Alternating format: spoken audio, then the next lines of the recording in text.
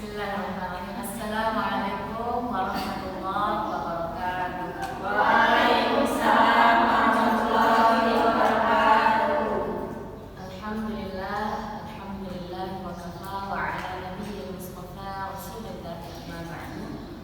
Qala Allah ta'ala fil Qur'anil Karim, a'udzu billahi minasyaitonir rajim. Ya ibadiyalladzina asrafu ala anfusihim la taqnatu min rahmatillah. Innallaha yaghfiru dzunuba jami'an innahu huwal ghafurur rahim. Alhamdulillah, segala puji kita haturkan kepada Allah Subhanahu wa taala yang mana berkatnya kita diberikan nikmat, salah satunya nikmat sehat semua. Alhamdulillah.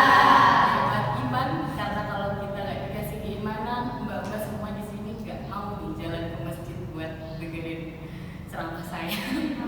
Alhamdulillah. Dan juga tentunya ya Islam, alhamdulillah Islam semua ya. Islam semua insyaallah. Salawat serta salam tidak lupa kita haturkan kehadirat Nabiullah Muhammad sallallahu alaihi wasallam, yang mana berkat beliaulah kita bisa merasakan nikmatnya keislaman, tidak seperti di zaman jahiliyah dulu yang jadi orang muslim itu dimusuhi orang kafir, dilaknat sama orang-orang kafir karena menyembah Allah. Jadi ya kita harus banyak bersyukur.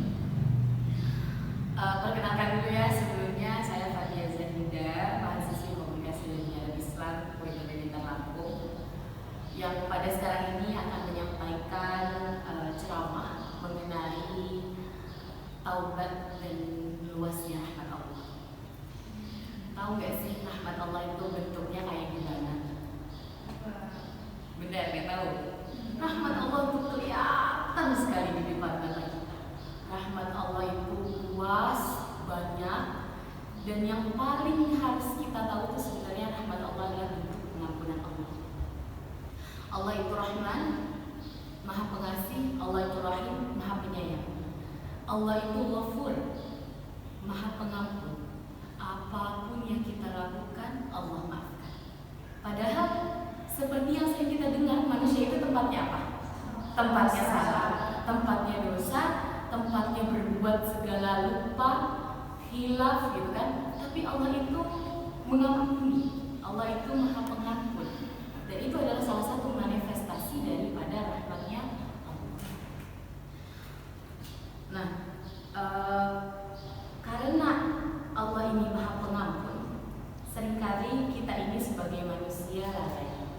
Seringkali kita sebagai manusia juga ngerasa kayak ya udah gitu, nanti juga diampuni. Padahal kalau kita nggak minta ampun, emang Allah bakal ngasih ampun? Enggak kan? Kalau kita misalkan cuma duduk ngelakuin kesalahan terus ya udah diam aja, emang Allah bakal memaafkan kesalahan kita? Kan enggak.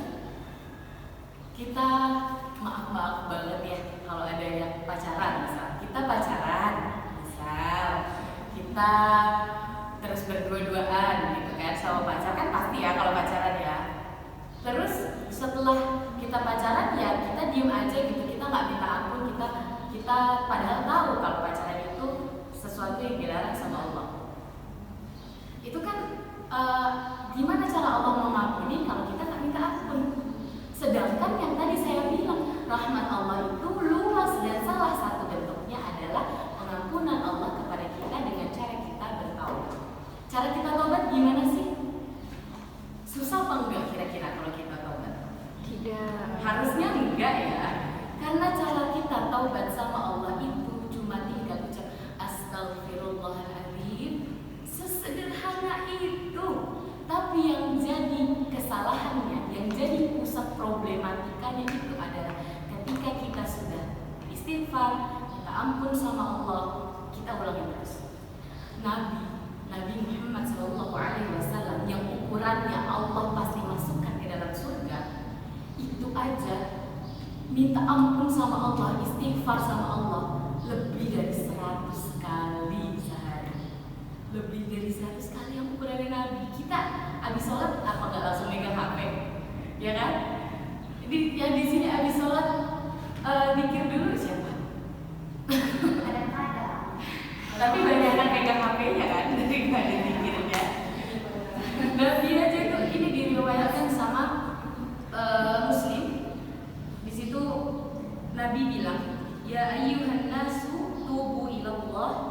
inni atubu fil yaum ilaihi mi'ata marrah.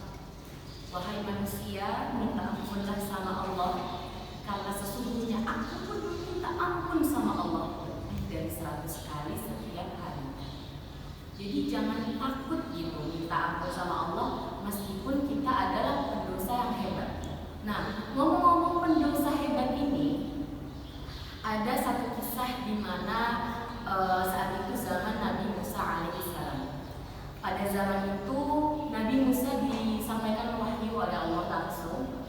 Nabi Musa diminta, wahai Musa, datanglah ke tempat ini, datangi jenazah yang saat itu adalah seorang laki-laki. Jenazah laki-laki ini tolong dimandikan, tolong dikafankan, tolong disolatkan dan kuburkan sebagaimana seharusnya. Nabi Musa yang nurut sama Allah langsunglah ke tempat itu kan.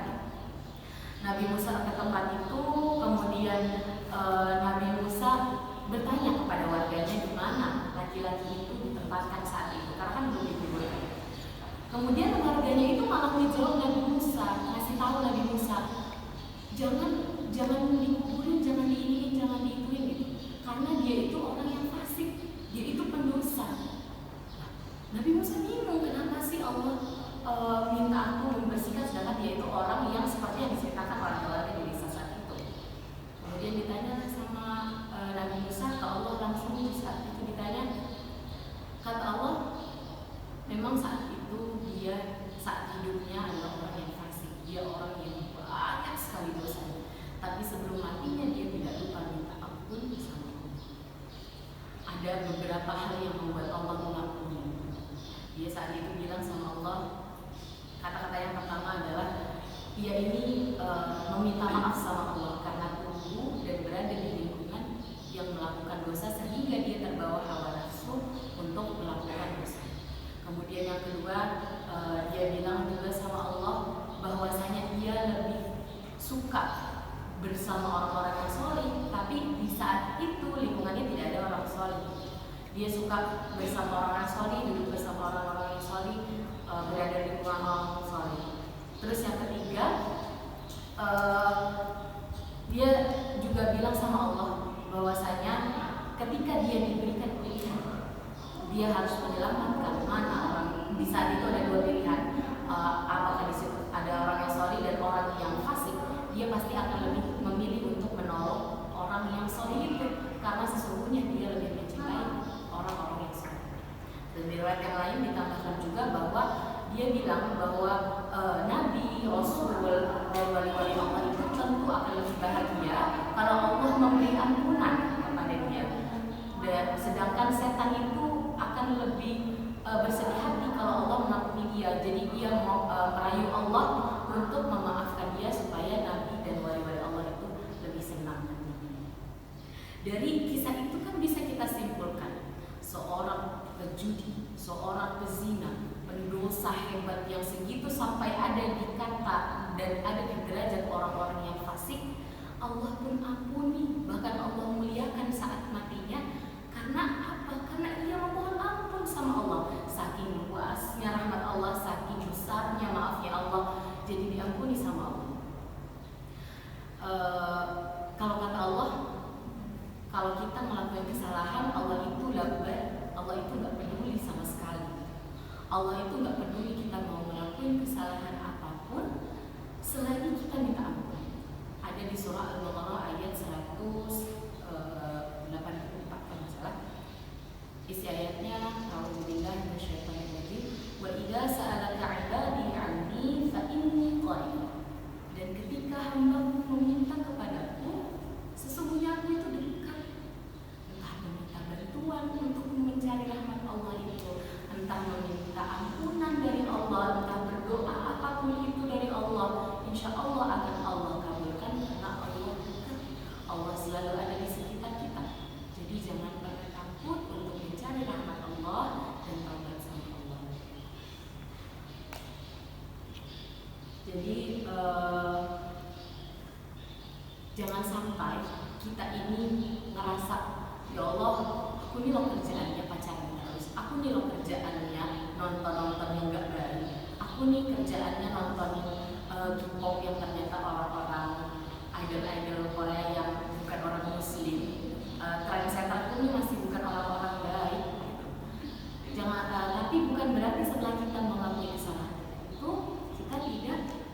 meminta ampun sama Allah. Karena sampai mati pun Allah terima maaf kita. Bahkan sekalipun kita baru niatkan dalam hati, terus ternyata besoknya kita meninggal, Allah itu udah mengampuni. Karena kalau catatan niat baik itu sudah dicatat oleh malaikat. Tidak seperti niat buruk. Niat buruk setelah kita melakukan baru dicatat sama malaikat. Sedangkan niat baik itu insya Allah sama Allah sudah dicatat sekalipun kita belum melakukannya. Gitu.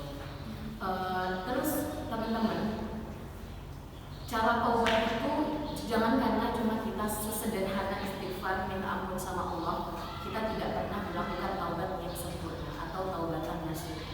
Taubatan nasuha adalah ketika kita mengakui kesalahan kita, kita sholat taubat, kita minta ampun sama Allah dan tidak lagi mengulangi kesalahan kita, itu baru yang disebut taubatan nasuha.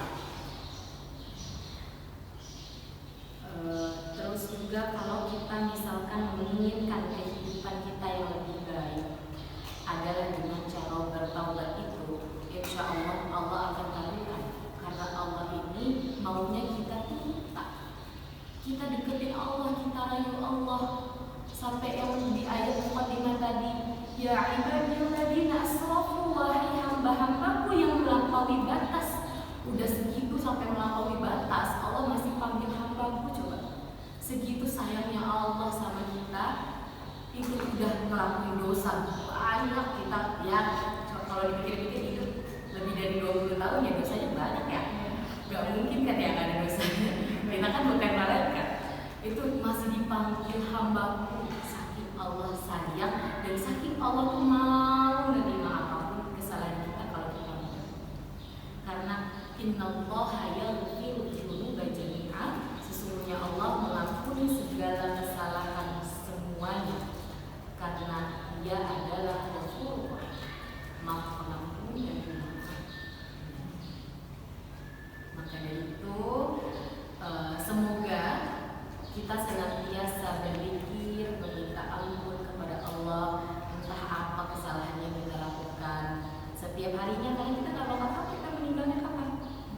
Kita nggak bakal tahu apa setelah pulang dari sini saya yang duluan atau di antara mbak-mbaknya yang duluan. Dan nauzubillah ya, karena hari ini juga belum siap juga kalau hari ini. Tapi ya kita nggak akan tahu, maka dari itu perlunya kita minta ampun terus sama Allah. Ya, kita itu saja yang dapat saya sampaikan. Semoga apa yang saya sampaikan ini bisa diamalkan